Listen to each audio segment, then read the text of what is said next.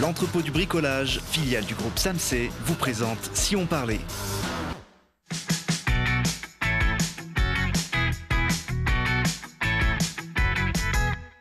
Ouais, parce que c'est important de regarder aussi ce qui se passe près de chez nous. Télé Grenoble vous donne la parole tous les jours à 18h15, 20h15 et 23h15. Aujourd'hui, on va parler montagne à l'occasion du Festival international du film d'Autran, de solidarité avec la Banque alimentaire qui fait appel à votre générosité et du parcours exceptionnel d'un médecin du monde. Et pour parler de ces sujets, j'ai à mes côtés Pierre Micheletti, bonjour. Bonjour. C'est vous le médecin du monde, vous avez été ancien, vous avez présidé cette association il y a quelques années et vous sortez un livre qui s'appelle Une mémoire d'Indien, qui retrace votre vie bien remplie, on en parlera tout à l'heure.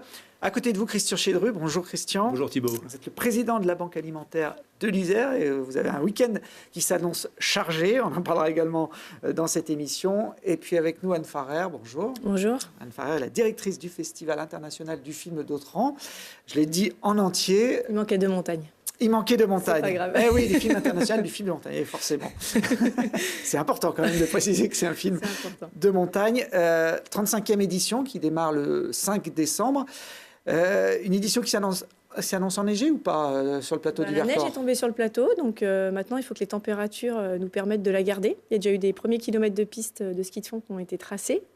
Donc je ne sais pas, la semaine s'annonce assez douce, donc on verra. C'est important pour l'ambiance du festival, qu'il y ait de la neige, ça change C'est vrai qu'on aime bien quand le décor est quand même tout blanc, ça fait plaisir. Après, c'est vrai que quand il neige pendant le festival, pour nous, c'est pas une trop bonne nouvelle, parce que les routes sont difficiles d'accès. Mais sont plus difficiles, en tout cas dans les mentalités, parce que dans la réalité, ça passe toujours très bien. Mais c'est vrai, quand on a la carte postale du Vercors sous les yeux, c'est quand même quelque chose en plus. Alors, du 5 au 9 décembre, qu'il y ait de la neige ou pas, les festivaliers ont rendez-vous à Autran. C'est un festival qui est reconnu, qui est implanté, 35e édition. Je crois que vous recevez chaque année plusieurs centaines de films qui candidatent pour être diffusés pendant la semaine. Alors, on en reçoit de plus en plus. C'est vrai que cette année, on a reçu 567 films pour la compétition, la seule compétition documentaire. Donc, sur lesquels on a retenu 28 films en compétition. Donc, c'est un gros une grosse sélection. Voilà, c'est un gros travail de sélection, de visionnage. Et puis, l'identité très forte du Festival d'Autran, c'est son volet international. Donc, c'est vrai qu'on reçoit vraiment des films de toutes les nationalités, du monde entier, des films très professionnels, des grosses productions, et aussi bien des films très amateurs. Mais voilà, nous, ce qu'on retient, c'est le sujet, la qualité quand même aussi de la narration, la qualité de l'image, et puis les émotions que ça va réveiller chez nous, quoi. On voit quelques-uns des films qui vont être projetés à Autran pendant la semaine. Vous les regardez tous ou les 567 ? Oui, on les regarde tous. Alors évidemment, on élimine assez vite ceux qui sont hors sujet, mais c'est pas si courant que ça. Et puis après, on se dit que derrière chaque projet, il y a forcément une intention, quelque chose qui a voulu être dit. Des fois, on a des surprises. C'est pas dans les 3 premières minutes, ça peut être au bout de 20 minutes, mais on les regarde tous. On a quand même un peu de temps pour ça. Il y en a pour tous les goûts, on le voit sur ces images. C'est la montagne, on va dire, au sens large. C'est la montagne sous tous ses aspects. Voilà, on essaye de ne pas trop être dans le film technique qui s'adresse à un public trop spécialisé. On a envie vraiment de parler de la montagne pour tous ceux qui y vivent et ceux qui aiment la fréquenter et ceux qui sont sensibles à ce milieu naturel. C'est un milieu qui forcément provoque des émotions et puis des styles de vie assez marqués, puisque c'est forcément des milieux assez rudes. Donc on s'adresse vraiment à tout le monde et puis on s'intéresse à toutes les populations du monde, aussi bien d'un volet, d'un point de vue ethnologique, scientifique, artistique, politique, avec aussi bien sûr des grands films d'expédition, des beaux exploits d'escalade, comme on peut en avoir aussi. Mais il faut toujours qu'il y ait quand même une sensibilité, une narration dans le film. Alors, il y a plusieurs salles, plusieurs lieux de projection pendant la semaine à Autran. On fait un peu son programme à la carte quand on vient fréquenter le festival. Voilà, il y a 5 salles qui tournent de 9h du matin à 23h minuit. Donc c'est vrai que ça laisse un grand choix pour le public. Il y a aussi bien donc, toute la partie compétitive, 28 films en compétition documentaire, plus des films d'animation, des films de courts-métrages de fiction, et puis ce qu'on appelle nous les panoramas, c'est des longs-métrages. Et puis, il y a des débats, des rencontres professionnelles. Il y a aussi pas mal de temps à l'intention des professionnels du cinéma. des workshops, des sessions de pitch, voilà, des choses comme ça. Et puis des sorties. On a pas mal de sorties en extérieur. D'ailleurs, on voit presque ce qui remplit le plus vite. C'est-à-dire que les gens sont attachés aussi à venir vivre un festival avec une expérience sur le plateau du Vercors, c'est-à-dire d'en profiter pour aller faire une sortie en raquette, une sortie en ski raquette ou des choses comme ça. Donc on voit que le festival est bien implanté aussi dans le village. Vous ne faites pas de projection en plein air quand même au mois de décembre. On y pense, mais c'est trop risqué. Vous parliez de l'aspect politique aussi de certains films. Il y a une fibre militante peut-être un peu plus forte sur cette 35e édition, avec par exemple la projection d'un film qui s'appelle Libre, qui retrace le combat de Cédric Héroux, un agriculteur des Alpes-Maritimes qui aide les migrants à passer la frontière entre l'Italie et la France. On avait eu le plaisir de le recevoir ici il y a quelques mois, Cédric Héroux. Là, voilà, on est sur la montagne, mais surtout sur l'action politique. En fait, on aime bien que le festival soit un lieu, pas seulement un lieu de projection de films, parce que ça, il y en a beaucoup. On a envie que le festival soit vraiment un lieu de réflexion. Et c'est pour ça que chaque année, on trouve un thème différent qui nous permet quand même de nous poser un peu des questions sur ce qui se passe actuellement. On se disait que cette année, la question de tous ces gens qui passent par des montagnes pour sauver leur peau, on ne peut pas passer à côté, en fait. Ça nous questionne tous. Donc il y a le film Libre, effectivement. Il y en a un autre qui s'appelle La Roya aussi, qui est sur la vallée de la Roya, Octobre la Roya. Et c'est vrai qu'on estime qu'en tant que festival, on est aussi là pour aborder ces questions-là. Donc on n'est pas un festival militant, on est un festival en tout cas qui veut se poser des questions sur le milieu montagnard. Le thème de cette année, Corps Engage, c'est la montagne qui peut être un piège pour certains, et c'est typiquement le cas des migrants qui pour sauver, pour changer de pays, vont passer par des cols, pas du tout préparés physiquement ni équipés. On se pose aussi la question de comment réagissent les populations sur place, comment réagissent les professionnels de la montagne face à ces questions-là, et ça sera un peu le sujet de cette rencontre. Et puis la montagne, elle peut être aussi un refuge pour notre corps. Quand on est mal dans les villes et qu'on est obligé, par exemple, de se réfugier dans les montagnes pour des raisons des fois sanitaires, puisqu'on a un film sur les zones blanches aussi. C'est tous ces gens qui sont électrosensibles aujourd'hui et qui ne peuvent plus du tout vivre dans des zones couvertes par les ondes, qui sont obligés de se réfugier dans des zones de montagne. Et là, ma montagne devient un refuge. Et donc, voilà, nous, le festival, on aime bien être un lieu où on débat un petit peu de toutes ces questions d'actualité politique et puis sociale. Pierre, le combat de Cédric Héroux pour aider ces migrants, je pense qu'il ne vous laisse pas insensible. Vous qui évoluez dans le milieu humanitaire, l'aide aux populations depuis des décennies. Oui, enfin, il y a des points communs entre ces formes de solidarité de gens qui vivent en milieu de montagne, comme il y en a aussi parmi les marins-pêcheurs qui secourent des migrants en Méditerranée. Le mérite de ces initiatives, souvent, c'est qu'elles sont individuelles, ce qui expose ceux qui se livrent à ces actes de solidarité. Il y a une forme de courage supplémentaire par rapport aux grandes ONG qu'on aura du mal à essayer de malmener au plan juridique quand MSF s'implique sur la prise en charge des migrants aux côtés de SOS Méditerranée ou quand Médecins du Monde s'implique dans la vallée de la Roya avec les migrants qui traversent les Alpes. Le mérite supplémentaire de personnes comme Cédric Héroux, c'est qu'ils courent un risque qui les expose à titre personnel à des aspects juridiques et à une certaine forme de répression pour des actes de solidarité. On a le droit d'en prendre la loi quand c'est pour qu'on estime la bonne cause Moi, j'appartiens à une association où j'ai une longue vie associative au sein d'associations qui ont en permanence sur la question des Roms, sur la question des toxicomanes injecteurs, sur la question de la prostitution, qui ont en permanence pris des positions décalées par rapport au texte de loi en vigueur. Et dans une démocratie bien comprise, la fonction de ces associations, c'est justement de mettre en tension certaines lois, parce que toute société doit évoluer sur la question de la toxicomanie, sur la question de l'avortement, etc. Et le propre des associations, c'est d'avoir une certaine puissance pour faire bouger les lignes. Alors, il y aura un autre combat abordé par un des invités du Festival d'Autran. Il s'agit de l'alpiniste Lionel Daudet, que l'on voit là sur ces images en train de brandir un drapeau contre les lignes à très haute tension, un projet qui est en cours dans les Hautes-Alpes, pas très loin de Grenoble, contre lequel Lionel Daudet est farouchement opposé. On voit des images d'une action qui avait été menée il y a quelques temps pour dénoncer cette ligne à haute tension qui dénature le paysage. Il sera présent avec un livre d'ailleurs qu'il a écrit autour de cette thématique. Il vient d'écrire un roman, en fait. C'est un roman, mais qui témoigne complètement de son engagement et des questions qu'il habite en ce moment. Et c'est vrai que sous la forme de la fiction, il aborde ces questions de la résistance aussi qu'on peut avoir sur des questions qui là est purement aussi environnementale dans le lieu dans lequel on vit, qui est complètement dénaturé. Donc ça fait pleinement partie pour nous des questions qu'on doit aborder à outrance. C'est ce milieu montagnard dans lequel on vit, qu'est-ce qu'on en fait, comment on le voit évoluer et quels sont, en lien avec le thème Corps Engage, quels sont les lieux de résistance et les résistances sur lesquelles il faut mettre la lumière aujourd'hui.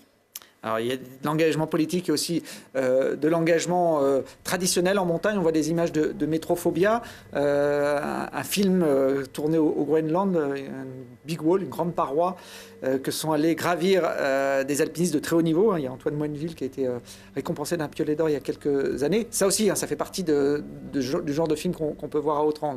Oui, on a aussi beaucoup de films qui nous font rêver, qui nous font voyager. Ce film We Are the Rovers aussi, puisque c'est un grand film de parapente, paramoteur et qui nous amène sur des grandes images. On est dans les deux. On n'est pas là non plus pour faire que débattre et réfléchir. On est aussi là pour rêver, voyager.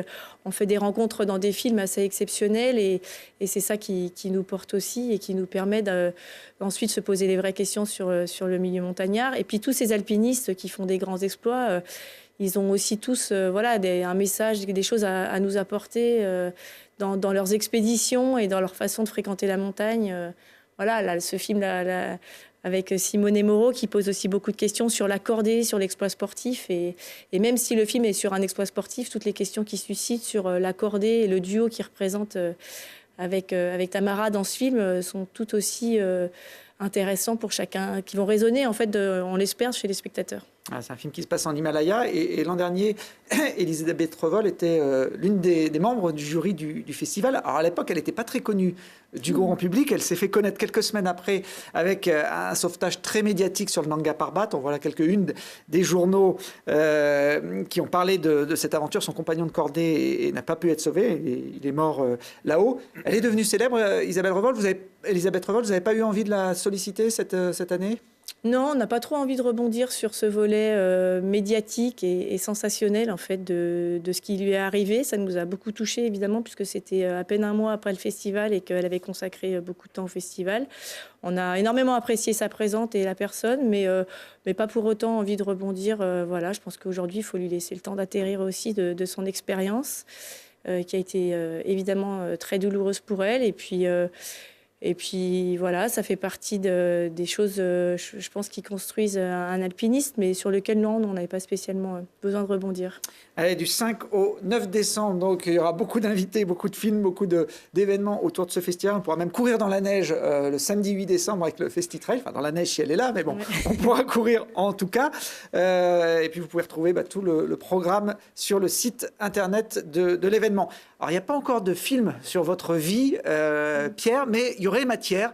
En tout cas, dans une mémoire d'Indien, le roman, le livre, le récit que vous venez de publier, vous revenez sur votre parcours qui vous a permis de voyager un petit peu partout sur la planète pour soigner des populations en difficulté.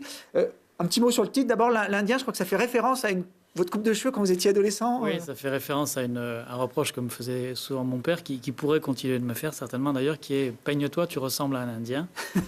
Et je me suis servi de cette formule qui m'a longtemps interrogé, et j'explique au fil du récit finalement comment le contact avec les Indiens pour de vrai en Amérique latine m'a fait comprendre peut-être ce que voulait dire ce père d'origine espagnole malgré le nom que je porte. Et en quoi il y avait un caractère un peu péjoratif, comme une réminiscence historique dans ses origines espagnoles à l'égard des populations indiennes. Et le récit m'amène sur le continent et sur différents pays où j'ai l'occasion de travailler. Bon, il faut une mémoire d'éléphant aussi pour se souvenir de toute une vie aussi riche. Vous avez été pendant 4 ans président de Médecins du Monde.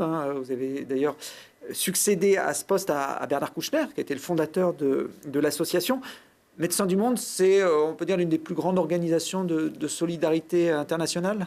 Au niveau français, oui. Donc c'est une scission de Médecins sans frontières en 1981. C'est une des grandes ONG françaises avec MSF, justement avec Action contre la faim, dont je suis le vice-président aujourd'hui, et avec une association, comme je l'évoquais dans ma première prise de parole, qui a des actions en France et à l'international, ce qui fait qu'elle est très concernée par les phénomènes migratoires, par exemple, aujourd'hui. Vous avez été président 4 ans, mais vous avez passé, je crois, une vingtaine d'années au sein de cette association à enchaîner les missions. Tout à fait, puisque avant d'en être le président, j'ai fait pas mal de terrain en Amérique latine en particulier.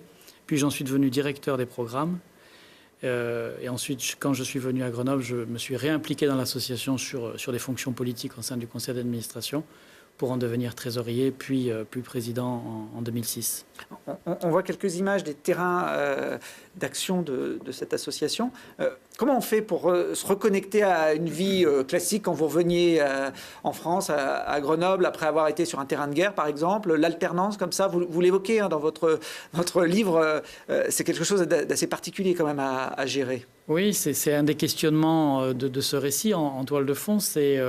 les tensions personnelles, intimes dans lesquelles on peut être comme médecin entre ce que j'appelle la gestion de la complexité individuelle des personnes qu'on soigne versus la complexité des environnements géopolitiques dans lesquels on peut évoluer quand on intervient en Colombie ou au Yémen ou en Afghanistan. Donc il y a une attraction pour les deux types de complexité et on est un petit peu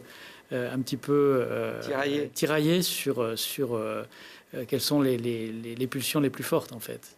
Alors, vous n'étiez pas forcément prédestiné à suivre cette carrière. Vous venez d'un milieu modeste. Je crois que vous avez grandi dans une ZUP à Blois, dans le centre de la France. Donc, a priori, vous n'aviez pas toutes les cartes en main pour faire notamment des études de médecine. C'est l'école républicaine qui vous a permis de suivre ce parcours. Tout à fait. Ce récit, il n'est pas totalement nombriliste sur moi, ma vie, mon œuvre. C'est aussi une réflexion qui m'anime quand j'interviens à droite à gauche de comment un mécanisme d'ascension sociale qui a pu fonctionner dans ma génération, d'un jeune adolescent des années 70, dans la ZUP de Blois, par le biais de rencontres avec des professeurs du collège, va monter dans un ascenseur social alors même que ses deux grands-mères sont analphabètes et va se retrouver lui-même à écrire des tribunes dans la presse nationale, etc. Mais plus qu'une autosatisfaction personnelle, c'est une réflexion sur ce qui fonctionnait à l'époque en termes d'ascension sociale. Et pour faire le lien avec Grenoble, où je suis maintenant depuis 20 ans impliqué, entre autres, dans les quartiers de la Villeneuve, puisque j'étais président des centres de santé de Grenoble, une interrogation personnelle que j'avais, c'était quand je me rends dans ce quartier ou quand j'y interviens auprès de groupes de jeunes, est-ce que je pourrais leur promettre la même chose que pouvait me promettre ma grand-mère qui me disait « la vie, c'est très facile, tu travailles, tu réussis ». Et donc, quand j'interviens auprès de ces collégiens, il y a comme une sorte de retenue parce que j'ai quand même du mal à croire... À tenir la promesse. J'ai du mal à croire à la promesse que je pourrais leur faire. Et en filigrane, il y a aussi cette interrogation un peu, certes politique, mais un peu existentielle dans le récit. J'imagine que votre passeport est bien rempli. Vous avez voyagé à peu près sur tous les continents. Il y a des missions qui vous ont plus marqué que d'autres dans cette carrière? Gaza, comme terrain très délicat, très sensible, qui est un territoire qui crée de la désespérance collective. Et puis, à d'autres titres, des moments forts en Colombie, au Yémen, que j'ai connu avant la guerre, principale crise humanitaire internationale aujourd'hui d'une intensité incroyable, qui est un pays de montagne magnifique, un pays d'architecture de pierres sèches magnifique, et qui pourrait avoir un tout autre sort que la déchirure qu'il connaît aujourd'hui, avec 22 millions de personnes sur 29 qui nécessitent une aide humanitaire internationale. Et puis on en parle beaucoup moins du Yémen que de la bande de Gaza, qui fait l'actualité depuis de nombreuses années. Vous continuez aujourd'hui à voyager, à partir sur des missions humanitaires? Alors, en partie dans le cadre de mes fonctions à Action contre la faim, et puis en partie par mon rôle au sein de l'Institut d'études politiques de Grenoble, où il m'arrive de voyager pour représenter l'IEP, soit en Égypte, soit au Mali, pour des partenariats universitaires qu'on développe dans ces pays. Oui, puisque vous êtes prof à Sciences Po. On aurait pu vous imaginer prof à la fac de médecine. Vous avez aussi une casquette là-bas. Oui, d'un enseignement, d'un diplôme qui s'appelle Santé, Solidarité, Précarité, qu'on a mis en place avec d'autres associations grenobloises il y a une quinzaine d'années et dont je suis le responsable pédagogique. Votre prédécesseur à la tête de l'association Médecins du Monde a fait une belle carrière politique. Vous, c'est quelque chose qui pourrait vous tenter à Grenoble? On arrive à un an des municipales. Non, la question s'est déjà posée parce que pour les politiques, en phase de préélection, les leaders associatifs sont des... c'est des bonnes cartes de visite à avoir sur une liste. Sont des miroirs intéressants. Je crois que j'ai pris le parti de faire en sorte que mon engagement personnel il soit au travers du secteur associatif. Ce qui m'a valu, au-delà des alternances politiques sur Grenoble, que ce soit avec Michel Lestot ou avec Éric Piolle, un soutien constant du monde politique. Mais je sais par expérience que ce soutien ne durera que tant que je ne serai pas marqué politiquement. Très bien. Une mémoire d'Indien de Pierre Micheletti aux éditions Parole. Ce livre, vous allez le dédicacer ce samedi au premier salon des auteurs locaux. Tout à fait, invité par la librairie de Citre qui reçoit ce jour-là une dizaine d'auteurs régionaux et dont je ferai partie. Voilà, ça sera samedi après-midi à Grenoble.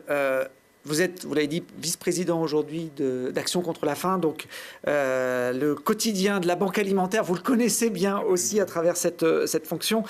Christian Chedru, votre mission en tant que président de cette association iséroise, c'est de lutter contre la pauvreté et la précarité au quotidien. Exactement. Alors, avec 170 bénévoles et 5 salariés, notre vocation, c'est la lutte contre la précarité et la lutte contre le gaspillage alimentaire. Pour imager, 2017, 2000 tonnes de produits alimentaires qui ont été distribués auprès de nos 90 associations partenaires. C'est en moyenne 5800 bénéficiaires, des femmes seules, des femmes avec enfants, des migrants, on en parlait tout à l'heure, bien sûr, des chômeurs, des personnes qui ont qui travaillent mais qui sont en précarité et puis beaucoup de retraités. Vous évoquez le gaspillage alimentaire. C'est vrai qu'en France, les chiffres sont hallucinants. C'est partout d'ailleurs, j'imagine pareil dans le monde. 10 millions de tonnes, je crois, par an, 16 milliards d'euros, 18 milliards de repas. Ça permettrait de nourrir 10 à 15 millions de personnes supplémentaires. Tout ça est jeté sur différentes étapes de la production de la chaîne alimentaire.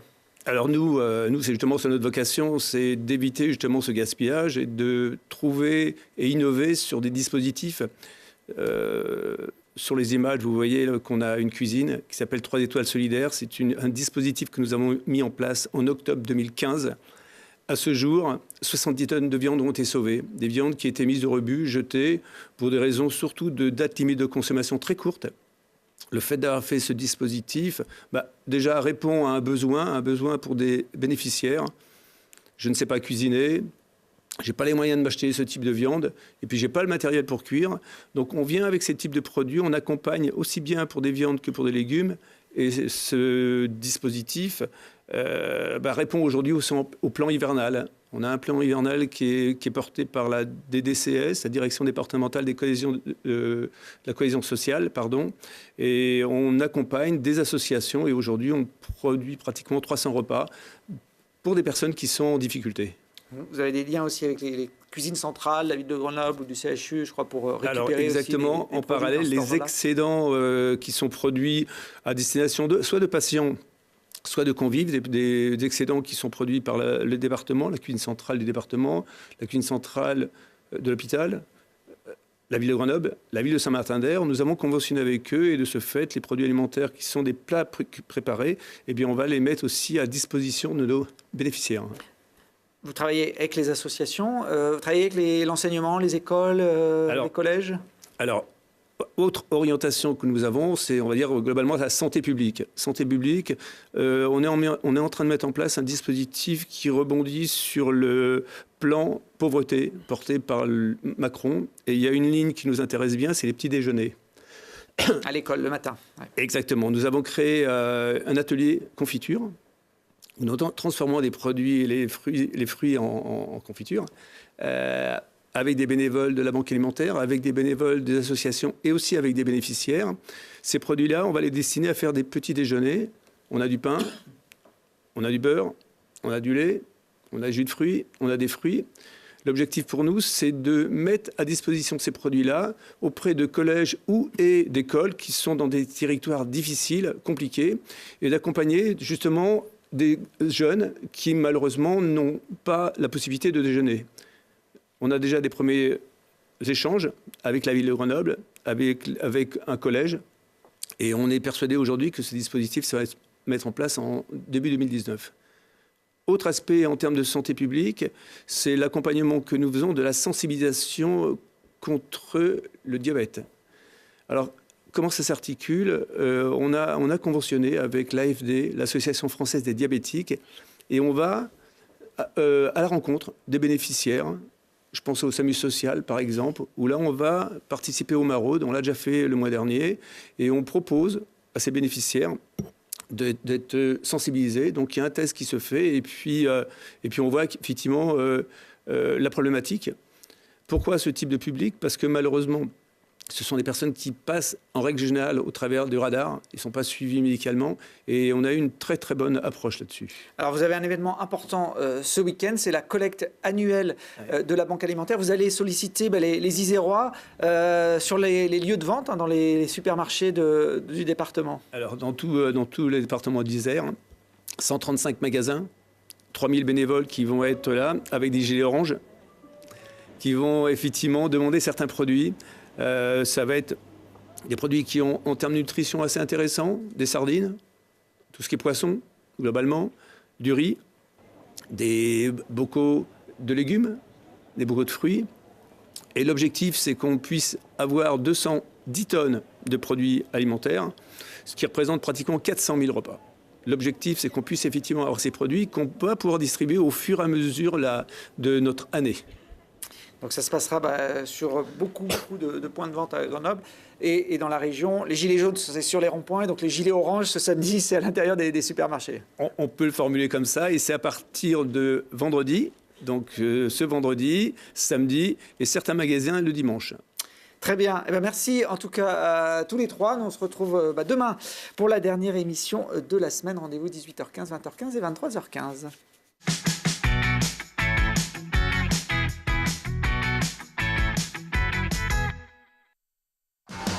L'entrepôt du bricolage, filiale du groupe SAMC, vous a présenté Si on parlait.